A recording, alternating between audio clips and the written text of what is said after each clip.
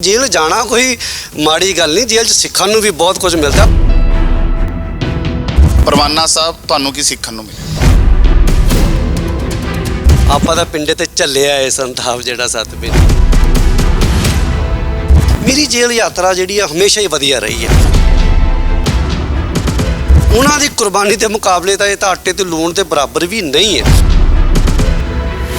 कई बड़े माड़े काम इदां दे साडे भी किते हो सकदे ने। मैं कदे थप्पड़ नहीं मारिया। मेरे ते कोई राजपुरे च मैनूं 8 साल हो गए काम करदिआं नूं, मेरे ते कदे कोई परचा है ही नहीं इदां दा। ਜਦੋਂ ਪਟਿਆਲਾ ਵਾਇਲੈਂਸ ਹੁੰਦਾ ਹੈ ਉਦੋਂ ਇਮੀਡੀਏਟਲੀ ਸਰ ਇਹਨਾਂ ਨੂੰ ਨਾਮਜ਼ਦ ਕੀਤਾ ਜਾਂਦਾ ਹੈ ਬਿਨਾਂ ਕਿਸੇ ਦੀ ਡਿਸਕਲੋਜ਼ਰ ਸਟੇਟਮੈਂਟ ਦੇ। ਪਰਵਾਨਾ ਸਾਹਿਬ ਨੂੰ ਨਾਮਜ਼ਦ ਕੀਤਾ ਗਿਆ। ਜਦੋਂ ਸੋਸ਼ਲ ਮੀਡੀਆ ਤੇ ਤੁਹਾਡੀ ਕੋਈ ਵੀਡੀਓ ਪੈਂਦੀ ਹੁੰਦੀ ਸੀ ਤਾਂ ਕਹਿੰਦੇ ਸੀ ਕਿ ਪਰਵਾਨਾ ਸਾਹਿਬ ਗਰਮ ਬੋਲਦੇ ਨੇ। ਅੰਮ੍ਰਿਤਪਾਨ ਕਰਾਉਣ ਨੂੰ ਹੇਟ ਸਪੀਚਾਂ ਸੀ ਕਹਿਣ ਲੱਗ ਗਏ ਤੇ ਫਿਰ ਅਸੀਂ ਕਿੱਥੇ ਜਾਵਾਂਗੇ। ਉਹ 40 ਗਨਮੈਨਾਂ ਵਾਲੇ ਲੋਕ ਨੇ ਔਰ ਉਹਨਾਂ ਦੇ ਉੱਪਰ ਨਸ਼ੇ ਦੇ ਪਰਚੇ ਨੇ, ਉਹਨਾਂ ਉੱਪਰ ਰੇਪ ਦੇ ਪਰਚੇ ਨੇ, ਉਹਨਾਂ ਦੇ ਉੱਪਰ ਠੱਗੀਆਂ ਦੇ ਪਰਚੇ ਨੇ। ਕਿੰਨੀਆਂ ਕੁ ਕਿਤਾਬਾਂ ਖੁੱਲ੍ਹਣੀਆਂ ਪਈਆਂ ਪਰਵਾਨਾ ਸਾਹਿਬ ਦੀ ਜਿਹੜੀ ਬੇਲ ਦੇ ਲਈ? ਇਹ ਤਾਂ ਤੁਹਾਨੂੰ ਪੁਲਿਸ ਪ੍ਰਸ਼ਾਸਨ ਜਿਹੜਾ ਉਹ ਜ਼ਿਆਦਾ ਵਧੀਆ ਤਰੀਕੇ ਨਾਲ ਜਵਾਬ ਦੇ ਸਕਦਾ। ਜ਼ੁਲਮ ਕਰਨਾ ਪਾਪ ਹੈ, ਜ਼ੁਲਮ ਨੂੰ ਸਹਿਣਾ ਉਸ ਤੋਂ ਵੱਡਾ ਪਾਪ ਹੈ।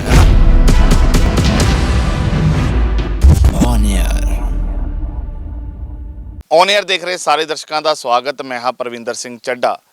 ਥੋੜੇ ਸਮਾਂ ਪਹਿਲਾਂ ਬਰਜਿੰਦਰ ਸਿੰਘ ਪਰਵਾਨਾ ਕਾਲੀ ਮਾਤਾ ਕੇਸ ਪਟਿਆਲੇ ਵਾਲਾ ਵਾਇਲੈਂਸ ਹੋਈ ਔਰ ਉਸ ਤੋਂ ਇਲਾਵਾ ਕਪੂਰਥਲਾ ਦੇ ਵਿੱਚ ਬੇਦਬੀ ਹੁੰਦੀ ਔਰ ਉਸ ਤੋਂ ਇਲਾਵਾ ਇੱਕ ਕਤਲ ਹੁੰਦਾ ਜਿਸ ਨੂੰ ਲੈ ਕੇ ਬਰਜਿੰਦਰ ਸਿੰਘ ਪਰਵਾਨਾ ਨੂੰ ਨਾਮਜ਼ਦ ਕਰ ਲਿਆ ਜਾਂਦਾ ਔਰ ਗ੍ਰਿਫਤਾਰੀ ਹੁੰਦੀ ਹੈ। ਔਰ ਗ੍ਰਿਫਤਾਰੀ ਤੋਂ ਬਾਅਦ ਲੰਬਾ ਸਮਾਂ ਜੇਲ੍ਹ ਦੇ ਵਿੱਚ ਰਹਿਣ ਤੋਂ ਬਾਅਦ ਅੱਜ ਬਰਜਿੰਦਰ ਸਿੰਘ ਪਰਵਾਨਾ ਜ਼ਮਾਨਤ ਦੇ ਉੱਤੇ ਰਿਹਾ ਹੋ ਕੇ ਆਏ ਨੇ। ਤਾਂ ਪੂਰੀ ਉਹਨਾਂ ਦੀ ਲੀਗਲ ਟੀਮ ਔਰ ਬਰਜਿੰਦਰ ਸਿੰਘ ਪਰਵਾਨਾ ਸਾਡੇ ਨਾਲ ਮੌਜੂਦ ਨੇ। ਤਾਂ ਗੱਲਬਾਤ ਕਰਾਂਗੇ, ਜਾਣਾਂਗੇ ਇਸ ਸਫ਼ਰ ਬਾਰੇ, ਕਿਉਂਕਿ ਪਹਿਲਾਂ ਜਦੋਂ ਪਰਿਵਾਰ ਦੇ ਨਾਲ ਗੱਲਬਾਤ ਹੋਈ ਤਾਂ ਉਹ ਤੁਸੀਂ ਸਾਰਾ ਜਿਹੜਾ ਪੱਖ ਦੇਖ ਚੁੱਕੇ ਹੋ। ਔਰ ਘੁੰਮਣ ਬ੍ਰਦਰਸ ਸਾਡੇ ਨਾਲ ਨੇ। ਸਭ ਤੋਂ ਪਹਿਲਾਂ ਸ਼ੁਰੂਆਤ ਇੱਥੋਂ ਹੀ ਕਰਾਂਗੇ। ਸਰ, ਕਿੰਨੀ ਕੁ ਔਖਾ ਹੋਇਆ, ਕਹਿ ਲਈਏ ਕਿੰਨੀਆਂ ਕੁ ਕਿਤਾਬਾਂ ਖੁੱਲ੍ਹਣੀਆਂ ਪਈਆਂ ਲੋ ਦੀਆਂ ਪਰਵਾਨਾ ਸਾਹਿਬ ਦੀ ਜਿਹੜੀ ਬੇਲ ਦੇ ਲਈ? ਦੇਖੋ, ਤੁਹਾਡਾ ਸਵਾਲ ਬੜਾ ਵਧੀਆ ਹੈ, ਪਰ ਇੱਕ ਚੀਜ਼ ਤੁਹਾਡੇ ਚੈਨਲ ਰਾਹੀਂ ਕਹੂੰਗਾ ਕਿ ਸਰ ਜਦੋਂ ਤੱਕ ਤੇ ਸਵਾਲ ਸੀ ਪਟਿਆਲੇ ਜਿਹੜਾ ਵਾਇਲੈਂਸ ਕੇਸ ਸੀ ਉਦੋਂ ਤੱਕ ਤਾਂ ਅਸੀਂ ਰਹੇ ਸਰ ਈਜ਼ੀ ਵੀ ਅਸੀਂ ਕਰਵਾ ਲਾਂਗੇ। ਪਰ ਐਡਮਿਟਡਲੀ ਜਦੋਂ ਪਤਾ ਲੱਗਾ ਕਿ ਕਪੂਰਥਲਾ ਕੇਸ 'ਚ ਨਾਮਜ਼ਦ ਹੋ ਗਏ ਨੇ ਭਾਈ ਸਾਹਿਬ, ਤਾਂ ਕਿਤੇ ਨਾ ਕਿਤੇ ਪਰਿਵਾਰ ਦਾ ਹੌਸਲਾ ਤਾਂ ਨਹੀਂ ਅਸੀਂ ਟੁੱਟਣ ਦਿੱਤਾ, ਕਿਉਂਕਿ ਕਲਾਇੰਟ ਨੂੰ ਸਾਡੀ ਸਾਰੀ ਟੀਮ ਦਾ ਇੱਕ ਫਰਜ਼ ਇਹ ਹੁੰਦਾ ਕਿ ਮੋਟੀਵੇਟ ਕਰਕੇ ਰੱਖੋ। ਮੋਟੀਵੇਟ ਕੀਤਾ ਵੀ ਡਰੋ ਨਾ, ਪਰ ਕਿਤੇ ਨਾ ਕਿਤੇ ਮਨ 'ਚ ਸੀ ਵੀ ਸਮਾਂ ਲੱਗ ਸਕਦਾ ਹੈ। ਲੜਾਈ ਔਖੀ ਸੀ, ਪਰ ਮੈਂ ਤੁਹਾਡੇ ਚੈਨਲ ਰਾਹੀਂ ਇੱਕ ਚੀਜ਼ ਕਹੂੰਗਾ ਸਰ, ਜੇ ਹੌਸਲਾ ਹੋਵੇ ਨਾ ਕਿਸੇ ਵੀ ਇਨਸਾਨ ਨੂੰ, ਹੌਸਲਾ ਕਿੱਦਾਂ ਮਿਲਦਾ ਹੈ? ਭਾਈ ਸਾਹਿਬ ਦੀ ਮੈਸੇਜ ਇਹਨਾਂ ਦੀ ਫੈਮਿਲੀ ਭਾਈ ਸਾਹਿਬ ਵੱਲੋਂ ਇਹ ਸੀ ਕਿ ਜੇ ਡਟ ਕੇ ਲੜੋ ਅਸੀਂ ਤੁਹਾਡੇ ਨਾਲ ਆ। ਇੱਕ ਬਲੀਵ, ਵਿਸ਼ਵਾਸ। ਗੋਲੀ ਦਾ ਵੀ ਕਹਿੰਦੇ ਅਸਰ ਤਾਂ ਹੁੰਦਾ ਜੇ ਆਪਾਂ ਉਹ ਗੋਲੀ ਨੂੰ ਮੰਨ ਕੇ ਖਾਵਾਂਗੇ ਕਿ ਇਹਦੇ ਨਾਲ ਮੈਨੂੰ ਫਰਕ ਪਊਗਾ। ਸੋ ਉਹ ਇਹਨਾਂ ਨੇ ਕੰਮ ਕੀਤਾ ਤੇ ਭਾਜੀ ਅਸੀਂ ਇਹ ਜਿਹੜੀ ਲੜਾਈ ਸੀ ਐਡਮਿਟਡਲੀ ਡਟ ਕੇ ਲੜੀ ਤੇ ਉਹਦਾ ਅੱਜ ਸਿੱਟਾ ਹੋਇਆ ਕਿ ਅੱਜ ਆਪਣੀ ਜ਼ਮਾਨਤ ਜਿਹੜੀ ਸੀ 2/12 ਨੂੰ ਅਸੀਂ ਇਹ ਜ਼ਮਾਨਤ ਜਿਹੜੀ ਇਹ ਕਰਾਉਣ 'ਚ ਕਾਮਯਾਬ ਹੋਏ ਹਾਂ। ਤੇ ਪਰਵਾਨਾ ਸਾਹਿਬ 6-7 ਮਹੀਨਿਆਂ ਦੇ ਵਿੱਚ ਇਹ ਸਰ ਜ਼ਮਾਨਤ ਤਾਂ ਹੋਈ ਏ ਜੇ ਇਹ ਲੜਾਈ ਸਾਰਿਆਂ ਨੇ ਡਟ ਕੇ ਲੜੀ ਹੈ। ਪਰਿਵਾਰ ਵੀ ਏ, ਉਹਦੇ ਸਾਡੇ ਵਕੀਲ ਸਾਹਿਬਾਨ ਦੀ ਟੀਮ ਆ ਗਈ, ਇਹਦੇ ਸਾਰੇ ਹੀ ਆ ਗਏ। ਸੋ ਇਹ ਲੜਾਈ ਜ਼ਰੂਰ ਔਖੀ ਸੀ ਪਰ ਹੌਸਲੇ ਨਾਲ ਲੜੇ ਆ ਤੇ ਅੱਜ ਪਰਵਾਨਾ ਸਾਹਿਬ ਨਾਲ ਖੜੇ। ਘੁੰਮਣ ਸਾਹਿਬ, ਕਾਲੀ ਮਾਤਾ ਜਿਹੜਾ ਵਾਇਲੈਂਸ ਕੇਸ ਹੁੰਦਾ ਹੈ ਉਸ ਤੋਂ ਪਹਿਲਾਂ ਕਿ ਪਰਵਾਨਾ ਸਾਹਿਬ ਕਪੂਰਥਲੇ ਵਾਲਾ ਜਿਹੜਾ ਪਰਚਾ ਸੀਗਾ ਉਹਦੇ 'ਚ ਨਾਮਜ਼ਦ ਨਹੀਂ ਸੀ, ਉਹ ਇੰਨਾ ਫਰਕ ਕਿਉਂ ਪਿਆ? ਦੇਖੋ, ਮੈਂ ਇਹਦੇ ਵਿੱਚ ਇਹ ਦੱਸੂਗਾ ਕਿ ਪਟਿਆਲਾ ਜਿਹੜਾ ਸਰ ਕੇਸ ਹੁੰਦਾ ਅਪ੍ਰੈਲ ਦੇ ਵਿੱਚ, ਜਿਹੜਾ ਕਪੂਰਥਲੇ ਕੇਸ ਹੋਇਆ ਹੈ ਉਹ ਹੋਇਆ ਜੀ ਦਸੰਬਰ 2021 ਦੇ ਵਿੱਚ। 4 ਮਹੀਨੇ ਨਿਕਲ ਗਏ ਸਰ, ਉਦੋਂ ਤੱਕ ਸਾਡੀ ਜਿਹੜੀ ਕਪੂਰਥਲਾ ਪੁਲਿਸ ਸੀ ਉਹਨਾਂ ਨੇ ਨਾਮਜ਼ਦ ਨਹੀਂ ਕੀਤਾ। ਜਦੋਂ ਪਟਿਆਲਾ ਵਾਇਲੈਂਸ ਹੁੰਦਾ ਹੈ ਉਦੋਂ ਇਮੀਡੀਏਟਲੀ ਸਰ ਇਹਨਾਂ ਨੂੰ ਨਾਮਜ਼ਦ ਕੀਤਾ ਜਾਂਦਾ ਹੈ। ਸੋ ਇੱਕ ਸਾਡਾ ਵੱਡਾ ਕੋਰਟ ਦੇ ਵਿੱਚ ਇਹ ਵੀ ਸੀ ਕਿ ਇਹ ਡਿਊ ਟੂ ਸਮ ਰੀਜ਼ਨ ਇੱਕ ਬੰਦਾ, ਕੋਈ ਐਡਵੋਕੇਟ ਸਾਹਿਬ ਨੇ ਸਾਡੇ ਬਠਿੰਡੇ ਤੋਂ, ਮੈਂ ਨਾਮ ਨਹੀਂ ਲੈਣਾ, ਉਸ ਐਡਵੋਕੇਟ ਸਾਹਿਬ ਦੀ ਇੱਕ ਮੇਲ ਆਉਂਦੀ ਏ 29 ਤਰੀਕ ਨੂੰ ਤੇ 30 ਤਰੀਕ ਨੂੰ ਬਿਨਾਂ ਕਿਸੇ ਇਨਵੈਸਟੀਗੇਸ਼ਨ ਇਹ 15 ਸਾਲ ਦੀ ਸਰ ਮੇਰੀ ਪ੍ਰੈਕਟਿਸ ਹੈ, ਬਿਨਾਂ ਕਿਸੇ ਤਫਤੀਸ਼ ਦੇ, ਬਿਨਾਂ ਕਿਸੇ ਦੀ ਡਿਸਕਲੋਜ਼ਰ ਸਟੇਟਮੈਂਟ ਤੇ ਪਰਵਾਨਾ ਸਾਹਿਬ ਨੂੰ ਨਾਮਜ਼ਦ ਕੀਤਾ ਗਿਆ। ਟੈਕਨੀਕਲੀ ਤੁਹਾਨੂੰ ਬ੍ਰਦਰ ਦੱਸਦੇ ਨੇ ਵੀ ਰੀਜ਼ਨਸ ਕੀ ਸੀਗੇ ਜੀ। ਕੀ ਰੀਜ਼ਨ ਸੀ ਸਰ ਉਸ ਵਿੱਚ? ਦੇਖੋ, ਮੈਂ ਸਟਾਰਟਿੰਗ ਇੱਥੋਂ ਕਰੂੰਗਾ ਕਿ ਸਭ ਤੋਂ ਪਹਿਲਾਂ ਜਿਹੜੀ 29 ਅਪ੍ਰੈਲ ਨੂੰ ਪਟਿਆਲਾ ਵਾਇਲੈਂਸ ਕੇਸ ਹੋਇਆ, ਮੈਂ ਅੱਜ ਤੁਹਾਡੇ ਮਾਧਿਅਮ ਚੈਨਲ ਦੇ ਮਾਧਿਅਮ ਰਾਹੀਂ ਦੱਸਣਾ ਚਾਹੁੰਦਾ ਕਿ ਪਰਵਾਨਾ ਸਾਹਿਬ ਦਾ ਨਾਮ ਨਾ ਉਸ 73 ਨੰਬਰ ਪੁਲਿਸ ਸਟੇਸ਼ਨ ਕੋਤਵਾਲੀ ਦੇ ਵਿੱਚ 29 ਅਪ੍ਰੈਲ ਨੂੰ ਕਿਤੇ ਇਹਨਾਂ ਦਾ ਨਾਮ ਜ਼ਿਕਰ ਨਹੀਂ ਸੀ। 30 ਤਰੀਕ ਨੂੰ ਪਰਵਾਨਾ ਸਾਹਿਬ ਨੂੰ ਮੋਹਾਲੀ 에ਅਰਪੋਰਟ ਦੇ ਉੱਪਰ ਅਰੈਸਟ ਕੀਤਾ ਜਾਂਦਾ ਹੈ, ਠੀਕ ਹੈ। ਤੇ ਤੁਸੀਂ ਇੱਕ ਚੀਜ਼ ਤੁਸੀਂ ਦੇਖੋ ਹੈਰਾਨੀ ਵਾਲੀ, ਵੀ ਕੋਈ ਮਾਮਲਾ ਪਹਿਲਾਂ 5 ਮਹੀਨੇ ਦਾ ਜਿਹੜਾ ਸਾਡੇ ਕਿਸੇ ਦੇ ਧਿਆਨ 'ਚ ਨਹੀਂ ਸੀ, ਔਰ ਮਾਮਲਾ ਕੀ ਅਸਲ ਦੇ ਵਿੱਚ ਪਹਿਲਾਂ 18 ਤਰੀਕ ਨੂੰ ਸ਼੍ਰੀ ਹਰਿਮੰਦਰ ਸਾਹਿਬ ਬੇਅਦਬੀ ਹੁੰਦੀ ਹੈ। ਅਗਲੇ ਦਿਨ 19/12 ਨੂੰ ਸਵੇਰ 4 ਵਜੇ ਇੱਕ ਅਣਪਛਾਤਾ ਵਿਅਕਤੀ ਨਿਆਮਪੁਰਾ ਕਪੂਰਥਲਾ ਗੁਰਦੁਆਰਾ ਸਾਹਿਬ ਦੇ ਵਿੱਚ ਦਾਖਲ ਹੁੰਦਾ ਹੈ, ਸ਼ੱਕੀ ਹਾਲਾਤਾਂ 'ਚ ਦਾਖਲ ਹੁੰਦਾ ਹੈ। ਕਰਦਾ ਕੀ ਇਹ, ਪਹਿਲਾਂ ਗੇਟ ਤੋੜਦਾ, ਫਿਰ ਅੰਦਰ ਜਿੱਥੇ ਸੁੱਖਾ ਆਸਣ ਸਾਹਿਬ ਹੈ ਉੱਥੇ ਜਾ ਕੇ ਐਲੀਗੇਸ਼ਨ ਸੀ ਵੀ ਉੱਥੇ ਜਾ ਕੇ ਵੀ ਉਹ ਸਮਾਨ ਦਾ ਜਿਹੜਾ ਸੀ ਉਹ ਖਲਾਰਾ ਪਾਉਂਦਾ ਹੈ। ਹੁਣ ਇੱਥੇ ਆ ਕੇ ਇੱਕ ਬੜਾ ਵੱਡਾ ਸਵਾਲ ਮੈਂ ਪੁਲਿਸ ਪ੍ਰਸ਼ਾਸਨ ਦੇ ਉੱਪਰ ਵੀ ਹੈ ਵੀ ਭਾਈ ਸਿੰਘ ਜਿਹੜੇ ਅਮਰਜੀਤ ਸਿੰਘ ਸੀਗੇ ਮੌਕੇ ਤੇ ਮੌਜੂਦ ਸੀ, ਉੱਥੇ ਪ੍ਰੈਜ਼ੈਂਟ ਸੀਗੇ, ਇਨਫੋਰਮ ਕਰਦੇ ਨੇ ਪੁਲਿਸ ਨੂੰ। ਨੋ ਡਾਊਟ ਸੋਸ਼ਲ ਮੀਡੀਆ ਦੇ ਉੱਪਰ ਵੀ ਉਹ ਲਾਈਵ ਹੋ ਜਾਂਦੇ ਨੇ ਵੀ ਆਹ ਮਾਮਲਾ ਵਾਪਰਨ ਲੱਗਾ ਹੈ। ਹੁਣ ਉੱਥੋਂ ਦੀ ਜਿਹੜੀ ਪੁਲਿਸ ਹੈ ਉਹ ਕੋਗਨੀਅੰਸ ਲੈਂਦੀ ਹੈ, 295A ਦਾ ਪਰਚਾ ਰਜਿਸਟਰਡ ਕਰਦੀ ਹੈ 19/12/2022 ਨੂੰ। 5 ਦਿਨਾਂ ਬਾਅਦ 24 ਤਰੀਕ ਨੂੰ 295 ਦਾ ਘਾਟਾ ਤੇ 302 ਦਾ ਕੇਸ ਉਸ ਸਿੱਖ ਸੰਗਤ ਜਿਹੜੀ ਉੱਥੇ ਮੌਕੇ ਤੇ ਮੌਜੂਦ ਸੀ, ਜਾਂ ਤੁਸੀਂ ਕਹ ਲਓ ਕਿ ਜਿਨ੍ਹਾਂ ਨੇ ਮੌਕੇ ਤੇ ਉਹਦੀ ਬੰਦੇ ਦੀ, ਉਸ ਅਣਪਛਾਤੇ ਬੰਦੇ ਦੀ ਮੌਤ ਹੋ ਜਾਂਦੀ ਹੈ। ਹੁਣ ਇੱਥੇ ਵੱਡਾ ਸਵਾਲ ਹੈ ਵੀ 302 ਦਾ ਤੁਸੀਂ ਵਾਧਾ ਕਰਤਾ।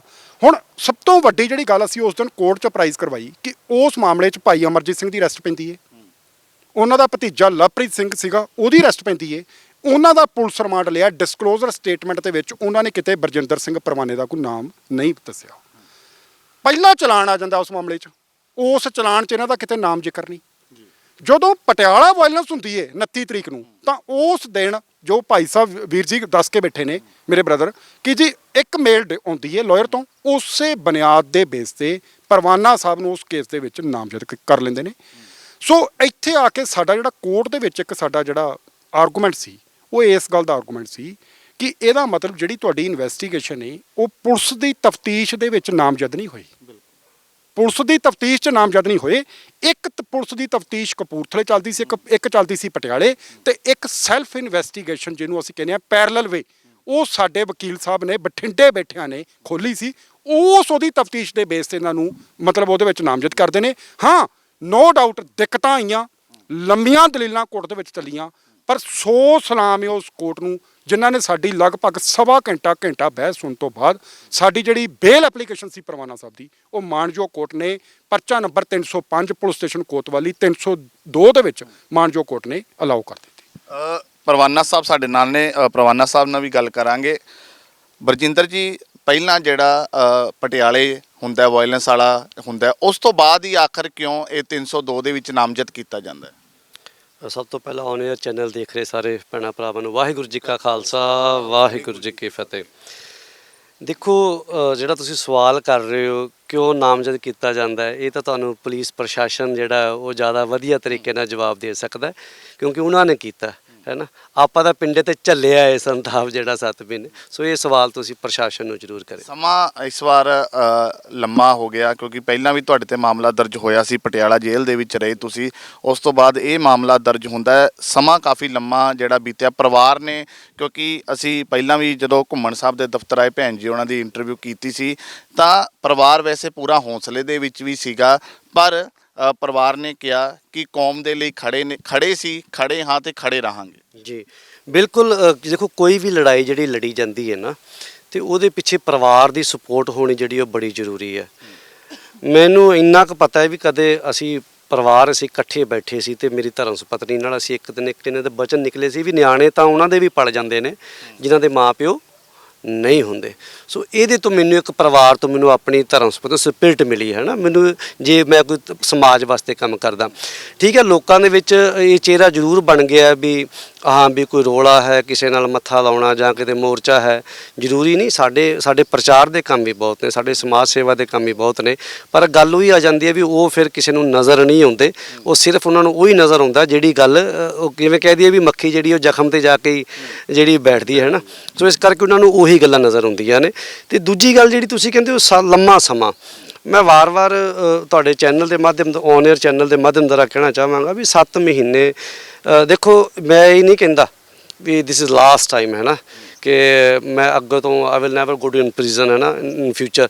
ਇਹ ਬੜਾ ਔਖਾ ਹੈ, ਕਦੇ ਅੱਗੇ ਵੀ ਜੇਲ੍ਹ ਜਾਣਾ ਜਾ ਸਕਦਾ। ਜੇਲ੍ਹ ਜਾਣਾ ਕੋਈ ਮਾੜੀ ਗੱਲ ਨਹੀਂ, ਜੇਲ੍ਹ 'ਚ ਸਿੱਖਣ ਨੂੰ ਵੀ ਬਹੁਤ ਕੁਝ ਮਿਲਦਾ, ਪਰ ਤੁਸੀਂ ਜੇਲ੍ਹ ਕਿਸ ਸੰਦਰਭ 'ਚ ਜਾ ਰਹੇ ਹੋ, ਉਹ ਚੀਜ਼ ਜਿਹੜੀ ਉਹ ਮਾਇਨੇ ਰੱਖਦੀ ਹੈ ਨਾ। ਤੇ ਜਦੋਂ ਮੈਂ 35 ਸਾਲ ਵਿੱਚ ਆਪਣੀ ਕੌਮ ਦੇ ਉਹਨਾਂ ਵੀਰਾਂ ਦੀ ਗੱਲ ਵੇਖਦਾ ਜਿਨ੍ਹਾਂ ਨੇ ਕੌਮ ਦੀ ਉਤਰੀ ਹੋਈ ਪੱਗ ਨੂੰ ਜਿਹੜਾ ਸੀ ਉਹ ਦੁਬਾਰਾ ਸਾਂਭਿਆ, ਸਿਰ ਤੇ ਸਿਖਾਇਆ, ਕੌਮ ਦੇ ਸਿਰ ਤੇ ਸਜਾਇਆ।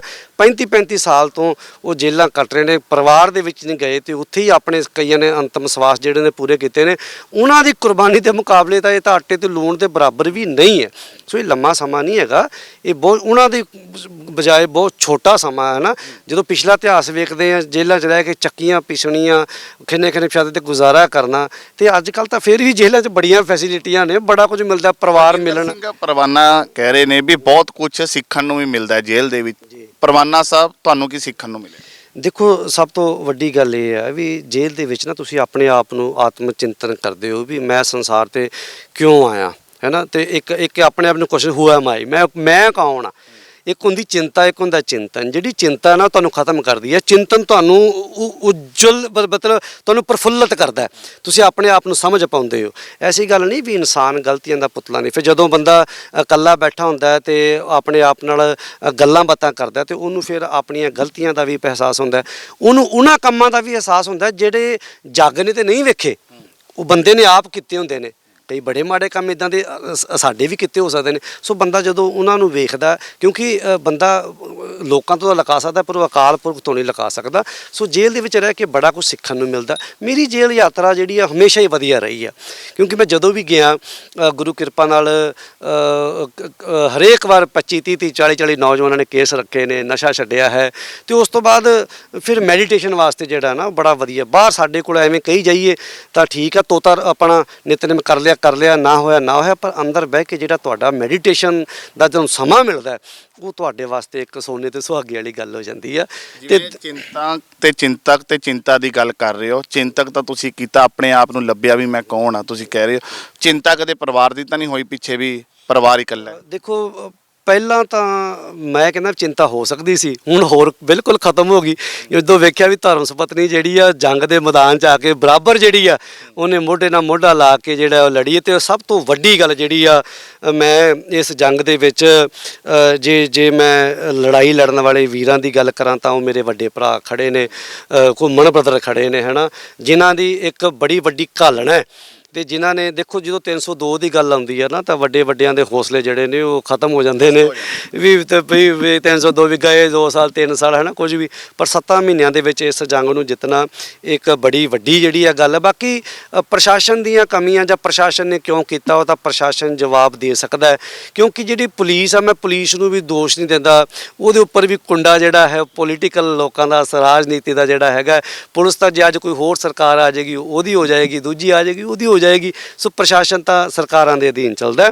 ਤੇ ਦੂਜੀ ਗੱਲ ਜਿਹੜੀ ਆ, ਵੀਰਾਂ ਨੇ ਬੜੀ ਵੱਡੀ ਜਿਹੜੀ ਆ ਉਹ ਜੰਗ ਲੜੀ ਆ, ਔਰ ਸਾਡਾ ਘੁੰਮਣ ਬ੍ਰਦਰ ਨਾਲ ਦੂਜੀ ਵਾਰ, ਕਿਉਂਕਿ 2 ਸੈਪਟੰਬਰ ਦੇ ਵਿੱਚ ਵੀ, ਜਦੋਂ ਜੁਲਾਈ 'ਚ ਮੈਨੂੰ ਲਾਸਟ 2021 ਦੇ ਵਿੱਚ ਮੈਨੂੰ 8 ਜੁਲਾਈ ਨੂੰ ਮੈਨੂੰ ਇਹਨਾਂ ਨੇ ਅਰੈਸਟ ਕੀਤਾ ਸੀਗਾ। ਤੇ ਮੈਂ 8 ਸਤੰਬਰ ਨੂੰ ਮੇਰੀ ਬੇਲ ਹੋਈ ਸੀ ਤੇ 10 ਸਤੰਬਰ ਨੂੰ ਮੈਂ ਬਾਹਰ ਆਇਆ ਸੀ। ਉਹ ਵੀ ਜੰਗ ਇਹਨਾਂ ਵੀਰਾਂ ਲੜੀ ਸੀ। ਉਦੋਂ ਜਦੋਂ ਉਹ ਜੰਗ ਲੜੀ ਤੇ ਉਸ ਜੰਗ ਦੇ ਦੌਰਾਨ ਜਦੋਂ ਮੈਨੂੰ ਬੇਲ ਮਿਲੀ ਆ, ਸਾਡਾ ਇੱਕ ਪਰਿਵਾਰਕ ਰਿਸ਼ਤਾ ਜਿਹੜਾ ਸੀ ਇਹਨਾਂ ਨਾਲ ਬਿਲਡ ਹੋ ਗਿਆ।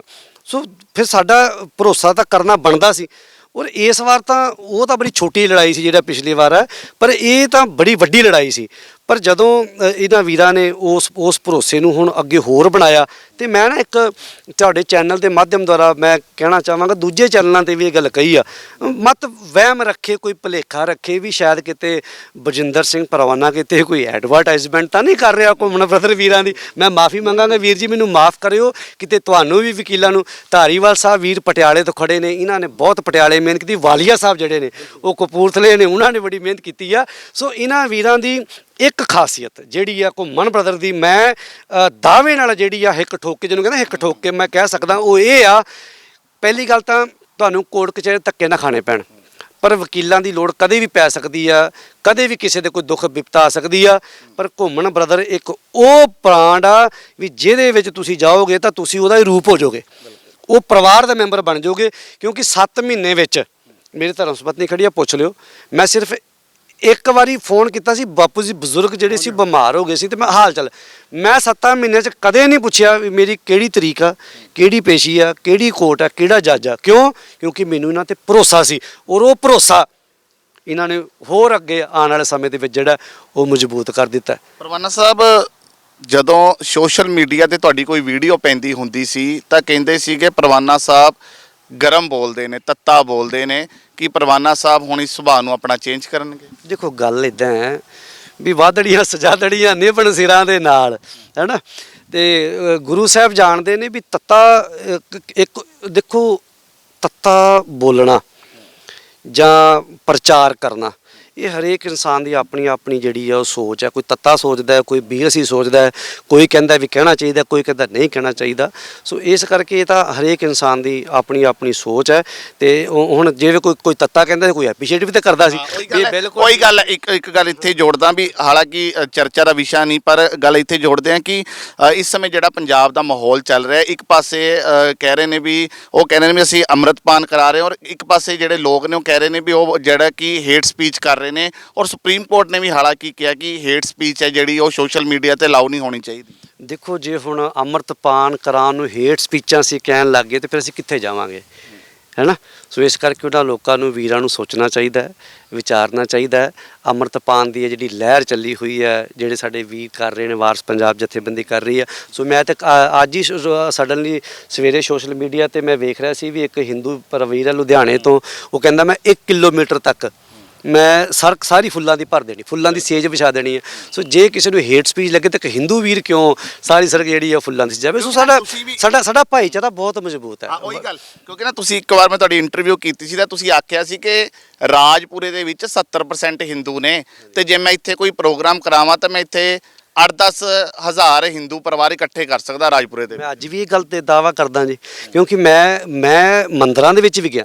ਮੈਂ ਕੈਨੇਡਾ ਗਿਆ ਸੀ ਇੱਕ ਵਾਰ, ਤਾਂ ਮੈਨੂੰ ਉੱਥੇ ਉਚੇਚੇ ਤੌਰ ਤੇ, ਵਿਸ਼ੇਸ਼ ਤੌਰ ਤੇ ਮੈਨੂੰ ਉਹਨਾਂ ਵੀਰਾਂ ਨੇ ਮੰਦਿਰ 'ਚ ਬੁਲਾਇਆ, ਔਰ ਮੈਂ ਗਿਆ ਕਥਾ ਕਰਨ। ਮੈਂ ਇੱਥੇ ਵੀ ਜਾਂਦਾ ਜਦੋਂ ਕਿਸੇ ਦੇ ਗਰੁੜ ਪੁਰਾਣ ਦਾ ਭੋਗ ਦਾ ਕਥਾ ਹੁੰਦਾ, ਤੇ ਮੈਂ ਉੱਥੇ, ਕਿਉਂਕਿ ਮੈਂ ਪੜ੍ਹਿਆ ਹੋਇਆ ਇਹਨਾਂ ਗ੍ਰੰਥਾਂ ਨੂੰ, ਮੈਂ ਵਾਚਿਆ ਹੋਇਆ, ਮੇਰੇ ਵਿਦਿਆ ਦਾਤਿਆਂ ਨੇ ਮੈਨੂੰ ਪੜ੍ਹਾਇਆ ਹੈ, ਵਿਦਾਂਤ ਨੂੰ ਪੜ੍ਹਾਇਆ ਹੈ, ਪੜ੍ਹਿਆ ਹੋਇਆ ਸੀ। ਤੇ ਜਦੋਂ ਅਸੀਂ ਜਾਂਦੇ ਹਾਂ, ਅਸੀਂ ਉਹਦੀ ਵਿਚਾਰ ਕਰਦੇ ਹਾਂ। ਜਦੋਂ ਮੈਂ ਉੱਥੇ ਗਿਆ, ਉਹਨਾਂ ਨੇ ਬੜਾ ਪਿਆਰ ਸਤਿਕਾਰ ਦਿੱਤਾ। ਉਹ ਗੁਰੂ ਨਾਨਕ ਪਾਤਸ਼ਾਹ ਦੀ ਗੱਲ ਸੁਣਨੀ ਚਾਹੁੰਦੇ ਸੀ। ਤੇ ਜੇ ਗੁਰੂ ਨਾਨਕ ਪਾਤਸ਼ਾਹ ਦੀ ਗੱਲ, ਜੇ ਗੁਰੂ ਨਾਨਕ ਪਾਤਸ਼ਾਹ ਮੰਦਰਾਂ 'ਚ ਗਏ, ਮਸੀਤਾਂ 'ਚ ਗਏ, ਕਿਤੇ ਮਠਾਂ 'ਚ ਗਏ, ਤੇ ਫਿਰ ਜੇ ਅਸੀਂ ਨਹੀਂ ਸੁਣਾਉਣ ਵਾਸਤੇ ਜਾ ਸਕਦੇ। ਸੋ ਇਸ ਕਰਕੇ ਸਾਡਾ ਭਾਈਚਾਰਾ ਨਾ ਬੜਾ ਮਜ਼ਬੂਤ ਹੈ। ਤੇ ਜੇ ਹੁਣ ਇਸ ਗੱਲ ਤੇ ਗੱਲ ਆਪਾਂ ਕਰੀਏ ਤੇ ਫਿਰ ਤਾਂ ਉਹ ਲੋਕ ਕਰਨਗੇ ਵੀ ਹਿੰਦੂ ਗੁਰਦੁਆਰੇ ਕਿਉਂ ਜਾਂਦੇ ਨੇ, ਹੈ ਨਾ। ਸੋ ਇਸ ਕਰਕੇ ਸਾਡੀ ਆਸਥਾ ਗੁਰੂ ਗ੍ਰੰਥ ਸਾਹਿਬ ਤੇ ਪੱਕੀ ਆ। ਪਰ ਜੇ ਕਿਸੇ ਨੇ ਗੁਰੂ ਦੀ ਗੱਲ ਸੁਣਨੀ ਆ, ਗੁਰਮਤ ਦੀ ਗੱਲ ਸੁਣਨੀ ਆ, ਗੁਰਬਾਣੀ ਦੀ ਗੱਲ ਸੁਣਨੀ ਆ, ਧਰਮ ਦੀ ਗੱਲ ਸੁਣਨੀ ਆ, ਤੇ ਉਹ ਕਿਸੇ ਜਗ੍ਹਾ ਤੇ ਵੀ ਬੈਠ ਕੇ ਜਿਹੜੀ ਆ ਉਹ ਕੀਤੀ ਜਾ ਸਕਦੀ ਆ। ਸੋ ਸਾਡਾ ਭਾਈਚਾਰਾ ਪੰਜਾਬ ਦਾ ਸਰ ਬੜਾ ਮਜ਼ਬੂਤ ਹੈ। ਮੈਨੂੰ ਤਾਂ ਲੱਗਦਾ ਨਹੀਂ ਵੀ ਕਿਤੇ ਪੰਜਾਬ ਦੇ ਵਿੱਚ ਧਰਮ ਦੇ ਨਾਂ ਤੇ ਦੰਗੇ ਹੋਏ ਹੁਣ ਇਸ ਸਮੇਂ ਦੇ ਵਿੱਚ ਵੇਖੋ ਕਿਤੇ ਵੀ ਫੀਲ ਹੀ ਨਹੀਂ ਹੁੰਦਾ। ਸਿਰਫ ਭਾਵੇਂ 5-7 ਫਿਰ ਉਹ ਲੋਕ ਕੌਣ ਨੇ ਜਿਹੜਾ ਕਹਿੰਦੇ ਨੇ ਨੈਗੇਟਿਵ ਬਣਾ ਰਹੇ ਨੇ, ਹਿੰਦੂ ਸਿੱਖ ਦਾ ਕਦੇ ਨੈਗੇਟਿਵ ਬਣ ਜਾਂਦਾ, ਕਦੇ ਮੁਸਲਮਾਨ ਹਿੰਦੂ ਦਾ ਨੈਗੇਟਿਵ ਬਣਾਇਆ ਜਾਂਦਾ। ਆਖਰ ਫਿਰ ਉਹ ਕਿਹੜੇ ਲੋਕ ਨੇ? ਉਹ 35-35 40-40 ਗਨਮੈਨਾਂ ਵਾਲੇ ਲੋਕ ਨੇ ਜੀ। ਇਸ ਤੋਂ ਵੱਧ ਤਾਂ ਜਵਾਬ ਕੋਈ ਇਹਦਾ ਹੋ ਨਹੀਂ ਸਕਦਾ। ਉਹ 40-40 ਗਨਮੈਨਾਂ ਵਾਲੇ ਲੋਕ ਨੇ, ਔਰ ਉਹਨਾਂ ਦੇ ਉੱਪਰ ਨਸ਼ੇ ਦੇ ਪਰਚੇ ਨੇ, ਉਹਨਾਂ ਉੱਪਰ ਰੇਪ ਦੇ ਪਰਚੇ ਨੇ, ਉਹਨਾਂ ਦੇ ਉੱਪਰ ਠੱਗੀਆਂ ਦੇ ਪਰਚੇ ਨੇ, ਉਹਨਾਂ ਉੱਪਰ ਜ਼ਮੀਨਾਂ ਦੇ ਪਰਚੇ ਨੇ। ਤੇ ਇਹ ਇੱਧਰ ਤੁਹਾਡੇ ਸਾਹਮਣੇ ਪਰਵਾਨਾ ਵੀ ਖੜਿਆ, ਤੇ ਪਰਵਾਨੇ ਤੇ ਦਿਖਾ ਦਿਓ ਵੀ ਕੋਈ ਜ਼ਮੀਨ ਦਾ ਪਰਚਾ ਹੈ, ਕੋਈ ਨਸ਼ੇ ਦਾ ਪਰਚਾ ਹੈ। ਕਿਸੇ ਨੇ ਅੱਜ ਤੱਕ ਥੱਪੜ ਨਹੀਂ ਮਾਰਿਆ ਕਿਸੇ ਦੇ, ਮੈਂ ਕਿਸੇ ਨੇ ਆਮ ਬੰਦੇ ਦੇ, ਨੋਰਮਲ। ਉਹ 8 ਪਰਚੇ ਨੇ ਮੇਰੇ ਤੇ, ਪਰ ਉਹ ਪਰਚੇ 8 ਦੇ 8 ਸਟੱਡੀ ਕਰਕੇ ਵੇਖ ਲਓ ਵੀ ਪਰਚੇ ਕਾਹਦੇ ਨੇ, ਪਤਾ ਲੱਗ ਜਾਏਗਾ ਵੀ ਦੁੱਧ ਦਾ ਦੁੱਧ ਪਾਣੀ ਦਾ ਪਾਣੀ ਕੀ ਹੈ। ਪਹਿਲਾਂ ਵੀ ਗੱਲ ਚੱਲ ਰਹੀ ਸੀ ਵਕੀਲ ਸਾਹਿਬ ਨਾਲ ਵੀ, ਜਿਹੜੇ 8 ਪਰਚੇ ਨੇ ਪਰਵਾਨਾ ਸਾਹਿਬ ਤੇ, ਉਹ ਸਾਰੇ ਜਿਹੜੇ ਕਹਿ ਲਈਏ ਵੀ ਰਾਜਨੀਤਿਕ ਤੌਰ ਤੇ ਹੁੰਦੇ ਨੇ। ਕਿਹੜੇ ਪਰਚੇ ਨੇ ਦੱਸ ਦਿਓ ਮਾੜਾ ਜਿਹਾ। ਦੇਖੋ ਮੋਸਟਲੀ ਜਿਹੜੇ ਪਰਚੇ ਆ ਜੀ ਉਹ ਹੈਗੇ ਨੇ ਪ੍ਰੋਵੋਕੇਟਿਵ ਵੀਡੀਓਜ਼, ਜਾਂ ਕੁਝ ਤੁਸੀਂ ਇਸ ਤਰੀਕੇ ਦੀਆਂ ਜਿਹੜੀਆਂ ਹਰਟਡ ਸਪੀਚਸ ਕਹਿ ਲਈਏ, ਸੋ ਉਸ ਰਿਲੇਟਡ ਨੇ। ਪਰ ਉਹਦੇ ਤੇ ਵੀ ਤੁਸੀਂ ਕਹ ਲਓ ਹਜੇ ਕਿਸੇ ਵੀ ਮਾਮਲੇ ਦੇ ਵਿੱਚ ਪਰਵਾਨਾ ਸਾਹਿਬ ਨੂੰ ਕਨਵਿਕਸ਼ਨ ਨਹੀਂ ਹੋਈ। ਜਿੰਨੇ ਕੇਸ ਨੇ ਉਹਨਾਂ ਸਾਰਿਆਂ ਦੇ ਵਿੱਚ ਇਹ ਬੇਲ ਦੇ ਉੱਪਰ ਨੇ, ਤੇ ਆਲਮੋਸਟ ਕਾਫੀ ਕੇਸਾਂ ਦੇ ਵਿੱਚ ਅਸੀਂ ਐਪਲੀਕੇਸ਼ਨਸ ਪੁੱਟ ਅਪ ਕੀਤੀਆਂ ਨੇ। ਜਿਵੇਂ ਹੁਣ ਆਪਾਂ ਕਪੂਰਥਲੇ ਵਾਲੇ ਕੇਸ ਦੀ ਵੀ ਗੱਲ ਕਰ ਲਈਏ, ਇਹ ਨਹੀਂ ਵੀ ਜੇਕਰ ਇੱਕ ਚਲਾਨ ਇਹਨਾਂ ਦੇ ਖਿਲਾਫ ਆ ਗਿਆ ਤਾਂ ਫਰਦਰ ਪੁਲਿਸ ਦੇ ਕੋਲ ਜਿਹੜਾ ਪ੍ਰੋਵੀਜ਼ਨ ਪਿਆ 173 ਜਿਹੜਾ ਸਬ ਕਲੋਜ਼ 8 ਹੈ, ਉਹਦੇ ਚ ਸੀਆਰਪੀਸੀ ਜੋ ਪ੍ਰੋਵੀਜ਼ਨ ਪਿਆ ਸਪਲੀਮੈਂਟਰੀ ਚਲਾਨ ਦਾ, ਕਿ ਜਿਹਦੇ ਵਿੱਚ ਅਸੀਂ ਕਹਿ ਸਕਦੇ ਹਾਂ ਕਿ ਜਿਹੜੀ ਹੋਲ ਇਨਵੈਸਟੀਗੇਸ਼ਨ ਪੁਲਿਸ ਦੀ ਸੀਗੀ that is very defective, very biased. So ਮੈਂ ਇੱਥੇ ਆ ਕੇ ਇੱਕ ਮੈਂ ਵਾਈਂਡ ਅਪ ਕਰਨਾ ਚਾਹਾਂਗਾ ਕਿ 2 ਮਾਮਲੇ ਬਹੁਤ ਸੈਂਸਿਟਿਵ ਮਾਮਲੇ ਨੇ, ਬ੍ਰਦਰ ਵੀ ਵਾਈਂਡ ਅਪ ਕਰਨਗੇ। ਇੱਕ ਪਹਿਲੇ ਨੰਬਰ ਤੇ ਮੈਂ ਕਹਿੰਦਾ ਵੀ ਠੋਸ ਕਦਮ ਜਿਹੜੇ ਨੇ ਉਹ ਸਰਕਾਰ ਚੁੱਕੇ, ਜਿਹੜਾ ਸਾਡਾ ਡੇ ਟੂ ਡੇ ਬੇਅਦਬੀਆਂ ਦਾ ਮਾਮਲਾ ਹੈ। ਗੱਲ ਕੱਲੀ ਮੈਂ ਇੱਥੇ ਗੁਰਦੁਆਰਾ ਸਾਹਿਬ ਦੀ ਨਹੀਂ, ਗੱਲ ਮੰਦਰਾਂ ਦੀ ਵੀ ਹੈ, ਗੱਲ ਮਸਜਿਦ ਦੀ ਵੀ ਹੋਣੀ ਹੋਈ ਹੈ। ਸੋ ਠੋਸ ਕਦਮ ਚੁੱਕੇ ਜਾਣ। 295 ਇਹਦੇ ਵਿੱਚ 3 ਸਾਲ ਦੇ ਪ੍ਰੋਵੀਜ਼ਨ ਚੱਕ ਕੇ ਇਹਦੇ ਚ ਲਾਈਫ ਇੰਪ੍ਰਿਜ਼ਨਮੈਂਟ 20 ਸਾਲੀ ਜਾਂ ਡੈਥ ਪੈਨਲਟੀ ਉਹਦੇ ਪ੍ਰੋਵੀਜ਼ਨ ਜਿਹੜੇ ਨੇ ਉਹ ਪਾਈ ਜਾਣ। ਔਰ ਦੂਜਾ ਮਾਮਲਾ ਜਿਹੜਾ ਹੈ ਉਹ ਵੱਡਾ ਮਾਮਲਾ ਹੈ ਕਿ ਜਿਹੜੇ ਸਾਡੇ ਬੰਦੀ ਸਿੰਘ ਅੰਦਰ ਨੇ, ਸਾਡੀ ਟੀਮ ਖੜੀ ਹੈ, ਬ੍ਰਦਰ ਨਾਲ ਖੜੇ ਨੇ, ਔਰ ਕੁਝ ਟੀਮ ਇਸ ਟਾਈਮ ਹਾਈ ਕੋਰਟ ਦੇ ਵਿੱਚ ਵੀ ਮੌਜੂਦ ਹੈ। ਅਸੀਂ ਇਹ ਤੈਅ ਕੀਤਾ ਹੈ ਕਿ ਅਸੀਂ ਇਹ ਸਾਰੇ ਡਾਟੇ ਕੱਢ ਰਹੇ ਹਾਂ। ਐਟਲੀਸਟ ਦੇਖੋ ਕਾਨੂੰਨ ਸੀਆਰਪੀਸੀ ਆਈਪੀਸੀ ਦੇ ਵਿੱਚ ਸਾਰਾ ਅਸੀਂ ਪੜ੍ਹਿਆ, ਉਹਦੇ ਤੇ ਜਦੋਂ ਤੁਸੀਂ ਕਿਸੇ ਨੂੰ ਵੀ ਆਪਾਂ ਉਹਨੂੰ ਕਨਵਿਕਸ਼ਨ ਕਰਤੀ, ਮੰਨ ਲਓ 20 ਸਾਲਾ ਕਰਤੀ, ਉਹਨੂੰ 14 ਸਾਲਾ ਕਰਤੀ, ਤਾਂ ਉਸ ਤੋਂ ਬਾਅਦ ਜੇਕਰ ਆਪਾਂ ਉਹਨੂੰ ਫੇਰ ਰੱਖਦੇ ਹਾਂ ਤਾਂ ਇਹਦਾ ਮਤਲਬ ਕੀ ਕਿ ਅਸੀਂ ਉਹਨੂੰ ਇਲੀਗਲੀ ਡਿਟੇਨ ਕੀਤਾ ਹੈ। ਸੋ ਮੈਨੂੰ ਇਹ ਲੱਗਦਾ ਕਿ ਐਟਲੀਸਟ ਜਿਹੜਾ ਕਾਨੂੰਨ ਹੈ ਉਹ ਸਾਰਿਆਂ ਦੇ ਲਈ ਬਰਾਬਰਤਾ ਦਿੰਦਾ ਹੈ, ਰਾਈਟ ਟੂ ਇਕੁਅਲਿਟੀ ਸਾਰਿਆਂ ਨੂੰ ਹੈ। ਸੋ ਇਹਦੇ ਤੇ ਅਸੀਂ ਜਿਹੜੇ ਅਗਲੇ ਜਿਹੜੇ ਸਾਡੇ ਸਟੈਪਸ ਨੇ, ਪਰਵਾਨਾ ਸਾਹਿਬ ਦੀ ਜਥੇਬੰਦੀ ਸਾਡੇ ਨਾਲ ਹੈ, ਮੈਂ ਸਾਰੀਆਂ ਜਥੇਬੰਦੀਆਂ ਨੂੰ ਇਹ ਮੈਂ ਮੰਗ ਕਰਦਾ ਕਿ ਆਪਾਂ ਸਾਰੇ ਰਲ ਕੇ ਇੱਕ ਪੰਜਾਬ ਦੇ ਵਿੱਚ ਇੱਕ ਚੰਗਾ ਮਾਹੌਲ ਆਪਾਂ ਕ੍ਰੀਏਟ ਕਰੀਏ। ਮੈਂ ਕਹਿੰਦਾ ਵੀ ਜਿੱਥੇ ਸਾਡਾ ਕੋਈ ਹਿੰਦੂ ਭਾਈ ਹੈ, ਕੋਈ ਸਾਡਾ ਮੁਸਲਿਮ ਭਾਈ ਹੈ, ਕੋਈ ਸਾਡਾ ਸਿੱਖ ਭਾਈ ਹੈ, ਅਸੀਂ ਸਾਰੇ ਇੱਥੇ ਬਹੁਤ ਵਧੀਆ ਮਾਹੌਲ ਹੈ ਪੰਜਾਬ 'ਚ, ਔਰ ਵਧੀਆ ਤਰੀਕੇ ਨਾਲ ਜਿਹੜੀ ਅਮਨ ਤੇ ਸ਼ਾਂਤੀ ਹੈ ਉਹ ਕਾਇਮ ਰਹੇ। ਪਰਵਾਨਾ ਸਾਹਿਬ ਜਾਂਦੇ ਜਾਂਦੇ ਇੱਕ ਲਾਸਟ ਕੁਐਸਚਨ ਕਰਾਂਗਾ। ਅਗਲੀ ਰਣਨੀਤੀ ਪਰਵਾਨਾ ਸਾਹਿਬ ਦੀ ਵੀ ਐਸੇ ਤਰ੍ਹਾਂ ਜਿਸ ਤਰ੍ਹਾਂ ਪਹਿਲਾਂ ਕੌਮ ਦੇ ਲਈ ਪ੍ਰਚਾਰਕ ਦੇ ਤੌਰ ਤੇ ਖੜਦੇ ਸੀ, ਉਸੇ ਤਰ੍ਹਾਂ ਖੜੇ ਰਹਿਣਗੇ? ਦੇਖੋ ਜੀ, ਬਿਲਕੁਲ ਚੁਣੌਤੀਆਂ ਤੋਂ ਡਰ ਕੇ ਪਿੱਛੇ ਹੋਣਾ ਤੇ ਫਿਰ ਉਹ ਕਹਿੰਦੇ ਹਿੰਮਤ ਤੇ ਮਰਦਾਦ ਮਦਦ ਖੁਦਾ ਹੈ ਨਾ, ਤੇ ਜੇ ਫਿਰ ਤਾਂ ਕਾਰਪੁਣਾ ਵਾਲਾ ਕੰਮ ਹੋ ਗਿਆ ਤੇ ਕੋਈ ਨਹੀਂ। ਗੁਰੂ ਸਾਹਿਬ ਨੇ ਸਮਰੱਥਾ ਦਿੱਤੀ, ਗੁਰੂ ਸਾਹਿਬ ਨੇ ਜੇ ਹਿੰਮਤ ਦਿੱਤੀ, ਗੁਰੂ ਸਾਹਿਬ ਨੇ ਜੇ ਬਲ ਬਖਸ਼ਿਆ, ਤੇ ਜਿੰਨੀ ਕੁ ਵੀ ਔਕਾਤ ਕੌਮ ਨੇ ਬਖਸ਼ੀ ਆ, ਜਿੰਨੀ ਕੁ ਔਕਾਤ ਪਿਆਰ ਕਰਨ ਵਾਲੇ ਨੇ ਬਖਸ਼ੀ ਆ, ਜਿੰਨਾ ਕੁ ਤਰਸ ਗੁਰੂ ਗੋਬਿੰਦ ਸਿੰਘ ਪਾਤਸ਼ਾਹ ਨੇ ਕੀਤਾ, ਉਹਦੇ ਅਨੁਸਾਰ ਆਉਣ ਵਾਲੇ ਸਮੇਂ 'ਚ ਕੰਮ ਜਿਹੜੇ ਨੇ ਉਹ ਕਰਦੇ ਰਵਾਂਗੇ।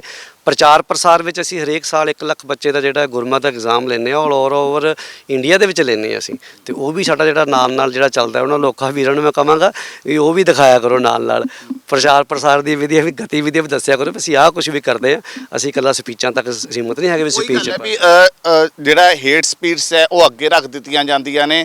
ਜਿਸ ਤਰ੍ਹਾਂ ਤੁਸੀਂ ਪਹਿਲਾਂ ਵੀ ਕਿਹਾ ਕਿ ਜਿਹੜੀ ਚੀਜ਼ ਅਸੀਂ ਦਿਖਾਉਣਾ ਚਾਹੁੰਦੇ ਹਾਂ ਕਈ ਵਾਰ ਕਿਸੇ ਨੂੰ, ਤਾਂ ਉਹ ਚੀਜ਼ ਨਹੀਂ ਦਿਖਦੀ, ਉਸ ਦਾ ਜਿਹੜਾ ਦੂਜਾ ਪਾਸਾ ਹੈ ਉਹ ਵੇਖ ਲੈਂਦਾ ਹੈ। ਹੋਰ ਗੱਲ ਮੈਂ ਕਹਿਣੀ ਚਾਹਾਂਗਾ ਵੀ ਕਈ ਵਾਰ ਨਾ ਦੇਖੋ ਅਸੀਂ ਇਨਸਾਨ ਆ, ਅਸੀਂ ਭਾਵਨਾਵਾਂ ਦੇ ਵੇਗ 'ਚ ਵਹਿ ਜਾਂਦੇ ਹਾਂ, ਜਜ਼ਬਾਤੀ ਹੋ ਜਾਂਦੇ, ਇਮੋਸ਼ਨ ਹੋ ਜਾਂਦੇ ਹਾਂ, ਔਰ ਮੈਂ ਜਜ਼ਬਾਤੀ ਇਨਸਾਨ ਹਾਂ। ਮਤਲਬ ਇਹ 8 ਪਰਚੇ ਮੇਰੇ ਜਜ਼ਬਾਤਾਂ ਦੀ ਕਹਾਣੀ ਬੋਲਦੇ ਨੇ ਵੀ ਇੱਕ ਪਰਚਾ ਨਹੀਂ, ਚਲੋ ਅਗਲੀ ਵਾਰ ਹੁਣ ਨਹੀਂ ਬੋਲਣਾ, ਆਪਾਂ ਆਰਾਮ ਨਾਲ ਰਹਿਣਾ, ਦੂਜਾ ਪਰਚਾ ਫਿਰ, ਤੀਜਾ ਪਰਚਾ ਫਿਰ, ਇੱਦਾਂ ਹੀ ਹੋਏ ਨੇ। ਸੋ ਮੈਂ ਕਮਿਟਮੈਂਟ ਆਪਣੇ ਨਾਲ ਇਸ ਤਰ੍ਹਾਂ ਵੀ ਕਈ ਕਹਿ ਲੈਂਦੇ ਨੇ ਵੀ ਜਿਵੇਂ ਤੁਸੀਂ ਤੱਤਾ ਥੋੜਾ ਬੋਲਦੇ ਹੋ ਤਾਂ ਕਹਿੰਦੇ ਜਿਹੜੇ ਬਾਣੀ ਕੰਠ ਕਰਦੇ ਨੇ, ਬਾਣੀ ਪੜ੍ਹਦੇ ਨੇ, ਤਾਂ ਉਹਨਾਂ ਦੇ ਜਿਹੜੇ ਸੁਭਾਅ ਨੇ ਉਹ ਬੜੇ ਜਿਹੜੇ ਨਿਮਰਤਾ ਵਾਲੇ ਹੋ ਜਾਂਦੇ ਨੇ। ਦੇਖੋ ਸਰ ਗੱਲ ਇੱਦਾਂ ਹੈ, ਦੇਖੋ ਬਾਣੀ ਮੈਂ ਨਹੀਂ ਕਹਿੰਦਾ ਵੀ ਅਸੀਂ ਬਾਣੀ ਪੜ੍ਹਦੇ ਹਾਂ, ਸਤਿਗੁਰੂ ਪਾਤਸ਼ਾਹ ਜੇ ਪੜ੍ਹਾ ਲੈਂਦੇ ਨੇ ਤਰਸ ਕਰਕੇ ਤਾਂ ਪੜ੍ਹ ਲਈਦੀ ਆ, ਸਾਡੀ ਕੋਈ ਔਕਾਤ ਨਹੀਂ ਹੈ। ਸੋ ਗੁਰੂ ਸਾਹਿਬ ਕਿਰਪਾ ਕਰਨ। ਬਾਕੀ ਜੇ ਕਹਿੰਦੇ ਵੀ ਨਿਮਰਤਾ ਵਾਲਾ ਸੁਭਾਅ, ਨਿਮਰਤਾ ਮੈਂ ਤੁਹਾਨੂੰ ਦੱਸਦਾ ਰਿਹਾ ਵੀ ਮੈਂ ਕਦੇ ਕਿਸੇ ਗਰੀਬ ਗੁਰਬੇ ਦੇ ਨਹੀਂ, ਮੈਂ ਕਦੇ ਥੱਪੜ ਨਹੀਂ ਮਾਰਿਆ। ਮੇਰੇ ਤੇ ਕੋਈ ਰਾਜਪੁਰੇ 'ਚ ਮੈਨੂੰ 8 ਸਾਲ ਹੋ ਗਏ ਕੰਮ ਕਰਦਿਆਂ ਨੂੰ, ਮੇਰੇ ਤੇ ਕਦੇ ਕੋਈ ਪਰਚਾ ਹੈ ਹੀ ਨਹੀਂ ਇੱਦਾਂ ਦਾ। ਪਰਚੇ ਦੱਸਿਆ ਤੁਹਾਨੂੰ, ਵੱਡੇ ਵੀਰ ਨੇ ਦੱਸਿਆ ਵੀ ਪਰਚੇ ਸਾਰੇ ਜਿਹੜੇ ਮੇਰੇ ਨੇ ਜਾਂ ਸਪੀਚਾਂ ਨਾਲ ਰਿਲੇਟਡ ਨੇ ਜਾਂ ਕਿਤੇ ਧਰਨਿਆਂ ਨਾਲ ਮੋਰਚਿਆਂ ਨਾਲ ਰਿਲੇਟਡ ਨੇ, ਕਦੇ ਕਿਸੇ ਨਾਲ ਲੜਾਈ ਦਾ ਪਰਚਾ ਨਹੀਂ। ਤੇ ਦੂਜੀ ਗੱਲ ਜਿਹੜੀ ਆ, ਇੱਕ ਪਾਸੇ ਜੇ ਸਾਨੂੰ ਗੁਰੂ ਪਾਤਸ਼ਾਹ ਦੀ ਬਾਣੀ ਨਿਮਰਤਾ ਸਿਖਾਉਂਦੀ ਹੈ, ਦੂਜੇ ਪਾਸੇ ਦਸਮ ਪਿਤਾ ਪਾਤਸ਼ਾਹ ਦੀ ਬਾਣੀ ਜਿਹੜੀ ਆ ਉਹ ਸਾਨੂੰ ਜਿਹੜੀ ਆ ਸੂਰਮਤਾ ਹੀ ਸਿਖਾਉਂਦੀ ਹੈ। ਚੂੰ ਕਰ ਅਜ਼ ਹਮਾਹੀਲ ਤੇ ਦਰ ਗੁਜਸਤ ਹਲਾਲ ਅਸ ਬੁਰਦਨ ਬਸ਼ ਮਸ਼ੀਰ ਦਸਤ। ਤੇ ਜੇ ਗੱਲ ਕਰਦੇ ਆ ਤੇ ਸਾਡੇ ਪਿਤਾ ਨੇ ਗੁਰੂ ਪਾਤਸ਼ਾਹ ਨੇ ਬਾਬਰ ਨੂੰ ਜਿਹੜਾ ਜ਼ਾਬਰ ਕਿਹਾ, ਤੇ ਗੁਰੂ ਗੋਬਿੰਦ ਸਿੰਘ ਪਾਤਸ਼ਾਹ ਨੇ ਵੀ ਤਾਂ ਲਾਨਤਾਂ ਪਾਈਆਂ ਸੀ ਨਾ, ਹੈ ਨਾ। ਖਮਾਲੇ ਖਾਰਾ ਮਾਤਾ ਖਾਇਮ ਕਰੀਮ ਰਜ਼ਾ ਬਖਸ਼ ਰਾਜ਼ਕ ਰਹਾ ਕਰੀਮ। ਤੇ ਮਹਾਰਾਜ ਔਰੰਗੇ ਨੂੰ ਕਹਿੰਦੇ ਸੀ ਨਾ ਇਮਾਂ ਪਰਸਤੀ ਨਾ ਔਜ਼ਾਇੰਦੀ ਨਾ ਸਾਹਿਬ ਮਨਾਸ਼ੀ ਨਾ ਮੁਹੰਮਦ ਯਕੀ।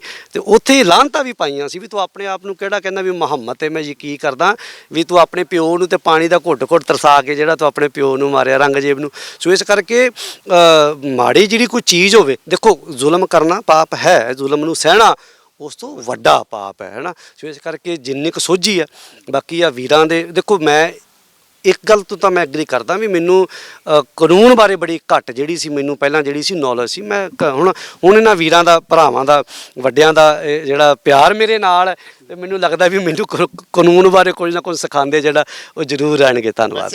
ਸਰ, ਜ਼ਮਾਨਤ ਤਾਂ ਹੋ ਚੁੱਕੀ ਹੈ, ਪਰ ਅਗਲੀਆਂ ਹੁਣ ਚੁਣੌਤੀਆਂ ਨਾਲ ਚੱਲਦੀਆਂ ਰਹਿਣਗੀਆਂ, ਕਿਉਂਕਿ ਕੇਸ ਹੈ ਜਿਹੜੇ ਉਹ ਛੋਟੇ ਥੋੜੇ ਦਿਨ ਨਹੀਂ, ਕਾਫੀ ਲੰਮਾ ਸਮਾਂ ਚੱਲਦੇ ਨੇ। ਦੇਖੋ ਮੈਂ ਦੱਸੂਗਾ ਕਿ ਹਜੇ ਚੁਣੌਤੀ ਵੱਡੀ ਹੈ, ਕਿਉਂਕਿ 173(8) 'ਚ ਜਿਵੇਂ ਬ੍ਰਦਰ ਨੇ ਦੱਸਿਆ, ਅਸੀਂ ਇਨਕੁਆਇਰੀ ਕਰਾਵਾਂਗੇ। ਇਨਕੁਆਇਰੀ ਦੇ ਵਿੱਚ ਪੱਖ ਰੱਖਾਂਗੇ, ਕੋਸ਼ਿਸ਼ ਕਰਾਂਗੇ, ਕਿਉਂਕਿ ਚਲਾਨ ਪ੍ਰੈਜ਼ੈਂਟ ਹੋ ਗਿਆ। ਬੜੀ ਔਖੀ ਲੜਾਈ ਏ, ਹਜੇ ਬੇਲ ਹੋਈਏ, ਪਹਾੜ ਜਿੱਡੀ ਲੜਾਈ ਏ, ਡਟ ਕੇ ਲੜਾਂਗੇ। ਨੰਬਰ 1, ਮੈਂ ਤੁਹਾਨੂੰ ਇੱਕ ਤੁਹਾਡਾ ਸਵਾਲ ਦਾ ਜਵਾਬ ਜ਼ਰੂਰ ਦੇ ਕੇ ਜਾਊਂਗਾ। ਫਾਸਟ ਟਰੈਕ ਕੋਰਟਸ ਬਣਾਈਆਂ ਜਾਣ, ਭਾਵੇਂ ਉਹ ਬੇਅਦਬੀ ਏ, ਜਿਹੜੇ ਸੈਂਸਿਟਿਵ ਇਸ਼ੂਜ਼ ਨੇ। ਫਾਸਟ, ਹੁਣ ਦੇਖੋ ਹੁੰਦਾ ਕੀ ਏ, ਬੇਅਦਬੀ ਦੇ ਇਸ਼ੂਜ਼ 'ਚ ਵੀ ਅਸੀਂ ਦੇਖਿਆ ਲੋਕੀ ਜ਼ਮਾਨਤਾਂ ਲੈ ਜਾਂਦੇ ਨੇ, ਫਿਰ ਉਹ ਕੇਸ ਦੇ ਚਲਾਨਸ ਐਂਡ ਇਟ ਟੇਕਸ ਟਾਈਮ।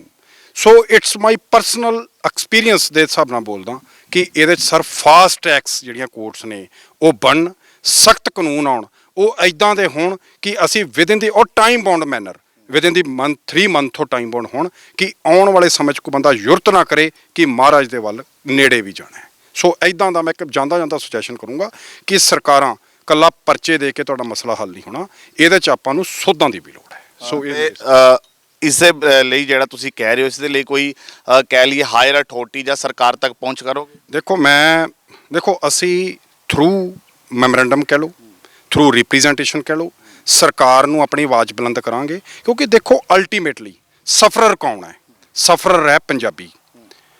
ਉਹ ਭਾਵੇਂ ਹਿੰਦੂ ਹੈ, ਸਿੱਖ ਹੈ, ਕੋਈ ਹੈ। ਜੇ ਅੱਜ ਗੁਰੂ ਗ੍ਰੰਥ ਸਾਹਿਬ ਨੂੰ ਕੋਈ ਹੱਥ ਪਾਉਂਦਾ ਹੈ ਤਾਂ ਹਿਰਦਾ ਜਿਹੜਾ ਹੈ ਉਹ ਮੁਸਲਮਾਨ ਵੀ ਹੈ, ਭਾਵੇਂ ਸਾਡਾ ਹਿੰਦੂ ਵੀ ਹੈ। ਜੇ ਕੋਈ ਮੰਦਿਰ ਜਾ ਕੇ ਕੁਛ ਕਰਦਾ ਹੈ, ਸਰ ਸਾਡੇ ਲਈ ਇਕੁਅਲ ਹੈ। ਸੋ ਸਾਨੂੰ ਇਹਨਾਂ ਕਾਨੂੰਨਾਂ ਦੇ ਵਿੱਚ ਅਸੀਂ ਰਿਪਰੈਜ਼ੈਂਟੇਸ਼ਨਸ ਦੇਵਾਂਗੇ। ਬਾਕੀ ਕਰਨਾ ਤਾਂ ਦੇਖੋ ਸਟੇਟ ਲੈਜਿਸਲੇਚਰਸ ਨੇ ਕਰਨਾ ਹੈ। ਸੋ ਉੱਥੇ ਵਿੱਚ ਇੱਕ ਚੰਗਾ ਬਿੱਲ ਰੱਖਣ, ਫਾਸਟ ਟਰੈਕ ਕੋਰਟਸ ਕਰਨ। ਹੁਣ ਸਾਡੇ ਗੈਂਗਸਟਰ ਕਰੀ ਜਾ ਰਹੇ ਨੇ, ਵੱਡੇ ਗੈਂਗਸਟਰ ਦਾ ਮੈਂ ਹੁਣ ਨਾਮ ਨਹੀਂ ਲੈਣਾ, ਉਹਨੂੰ ਹਜੇ ਤੱਕ ਇੱਕ ਕੇਸ 'ਚ ਸਰ ਸਜ਼ਾ ਨਹੀਂ ਹੋਈ। ਕਿਉਂ ਨਹੀਂ ਹੋਈ? ਕਿਉਂਕਿ ਹੁੰਦਾ ਕੀ ਹੈ, ਉਹਨਾਂ ਦੀਆਂ ਜਿਹੜੀਆਂ ਗਾਰਦਾਂ ਹੁੰਦੀਆਂ ਨੇ, ਤੁਸੀਂ ਕਿਉਂ ਨਹੀਂ ਵੀਡੀਓ ਕਾਨਫਰੰਸਿੰਗ ਜ਼ਿਆਦਾ ਪ੍ਰਮੋਟ ਕਰ ਰਹੇ? ਤੁਸੀਂ ਵੀਡੀਓ ਕਾਨਫਰੰਸਿੰਗ ਕਰਕੇ ਫਾਸਟ ਟਰੈਕ ਤੇ ਲਾ ਕੇ ਸਜ਼ਾਵਾਂ ਕਰੋ। ਇਟ ਡਜ਼ਨਟ ਮੀਨ ਨਾ ਕਿ ਤੁਸੀਂ ਉਹਨੂੰ ਲਿੰਗਰ ਲਾਉਂ ਕਰ ਦਈਏ ਆਪਾਂ। ਸੋ ਕਿਤੇ ਨਾ ਕਿਤੇ ਸਾਡੇ ਸਿਸਟਮ ਦੇ ਵਿੱਚ ਵੱਡੀ ਜਿਹੜੀ ਤੁਸੀਂ ਕਹਿ ਲਓ ਵੀ ਸੋਧ ਦੀ ਲੋੜ ਹੈ। ਇੱਕ ਮੈਂ ਜਾਂਦਾ ਪਟਿਆਲਾ ਵਾਇਲੈਂਸ ਵਾਲੇ ਮਾਮਲੇ ਦੇ ਵਿੱਚ, ਕਿਉਂਕਿ ਆਰਗੂਮੈਂਟ ਚੱਲਿਆ ਹਨਾ, ਕੋਰਟ 'ਚ ਮੇਰੇ ਧਿਆਨ ਆਇਆ ਹੁਣੀ। ਦੇਖੋ ਸਭ ਤੋਂ ਪਹਿਲਾਂ ਪਰਵਾਨਾ ਸਾਹਿਬ ਇੱਥੇ ਖੜੇ ਨੇ, ਇੱਕੋ ਜਥੇਬੰਦੀ, ਮੈਂ ਨਾਮ ਨਹੀਂ ਲੈਣਾ, ਉਹਨਾਂ ਨੇ ਕਿਹਾ ਜੀ ਅਸੀਂ ਇਸ ਚੀਜ਼ ਦੇ ਅਗੇਂਸਟ ਪ੍ਰੋਟੈਸਟ ਕਰਨਾ ਹੈ।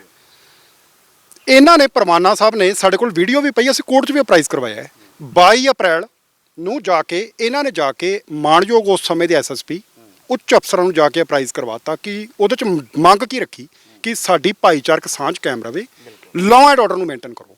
ਹੁਣ 22 ਤਰੀਕ ਤੋਂ ਲੈ ਕੇ 29 ਤਰੀਕ ਤੱਕ ਲਗਭਗ 1 ਹਫ਼ਤੇ ਦਾ ਸਮਾਂ ਸੀ। ਸੋ ਮੈਨੂੰ ਇਹ ਲੱਗਦਾ ਸੀ ਵੀ ਸਰਕਾਰ ਦੇ ਜਦੋਂ ਧਿਆਨ 'ਚ ਮਾਮਲਾ ਆ ਗਿਆ ਸੀ ਤਾਂ ਸਖਤ ਜਿਹੜੇ ਕਦਮ ਸਨ ਉਹ ਚੁੱਕਣ ਦੀ ਲੋੜ ਸੀ, ਪ੍ਰੀਵੈਂਟਿਵ ਐਕਸ਼ਨ ਲੈਣ ਦੀ ਲੋੜ ਸੀ। ਇਹ ਕਿਉਂ ਦੋਵੇਂ ਜਿਹੜੇ ਗਰੁੱਪ ਸੀਗੇ, ਭਾਵੇਂ ਇੱਕ ਕਾਲੀ ਮਾਤਾ ਮੰਦਿਰ ਉਨਾ ਹੀ ਸਤਿਕਾਰਯੋਗ ਹੈ, ਉਨਾ ਹੀ ਸਤਿਕਾਰਯੋਗ ਸਾਡੇ ਗੁਰੂ ਸਾਹਿਬ ਦੁਖਨਿਵਾਰਨ ਸਾਹਿਬ ਸੰਗਤ ਇਕੱਠੀ ਹੋਈ। ਸੋ ਐਟਲੀਸਟ ਜਦੋਂ ਮਾਮਲਾ ਤੁਹਾਡੇ ਧਿਆਨ 'ਚ ਆ ਗਿਆ ਸੀ ਤਾਂ ਸਖਤ ਸਟੈਪ ਲਏ ਹੁੰਦੇ ਤਾਂ ਸ਼ਾਇਦ ਅੱਜ ਇਹ ਨੌਬਤ ਨਾ ਹੁੰਦੀ। ਤਾਂ ਬਿਲਕੁਲ, ਬਹੁਤ ਬਹੁਤ ਸ਼ੁਕਰੀਆ ਜੁੜਨ ਦੇ ਲਈ। ਤਾਂ ਬਰਜਿੰਦਰ ਸਿੰਘ ਪਰਵਾਨਾ ਹਾਲੇ ਕੀ ਜ਼ਮਾਨਤ ਤੇ ਜਿਹੜਾ ਕਿ ਬਾਹਰ ਆ ਚੁੱਕੇ ਨੇ, ਜ਼ਮਾਨਤ ਹੋ ਚੁੱਕੀ ਹੈ, ਪਰ ਜਿਹੜੀਆਂ ਚੁਣੌਤੀਆਂ ਨੇ ਉਸੇ ਤਰ੍ਹਾਂ ਬਰਕਰਾਰ ਨੇ, ਕਿਉਂਕਿ ਹਾਲਾਂਕਿ ਕੇਸ ਬਹੁਤ ਲੰਬਾ ਚੱਲਣਾ ਹੈ ਔਰ ਜਿਹੜੀਆਂ ਕਹਿ ਲਈਏ ਕਿ ਤਕਰੀਰਾਂ ਹੁੰਦੀਆਂ ਨੇ ਵਕੀਲ ਔਰ ਜੱਜ ਦੇ ਵਿੱਚ ਉਹ ਹੋਣੀਆਂ ਹਾਲਾਂਕਿ ਬਾਕੀ ਨੇ। ਕੈਮਰਾ ਪਰਸਨ ਮਲਕੀਤ ਸਿੰਘ ਦੇ ਨਾਲ ਪ੍ਰਵਿੰਦਰ ਸਿੰਘ ਚੱਡਾ, ਔਨ 에ਅਰ, ਚੰਡੀਗੜ੍ਹ।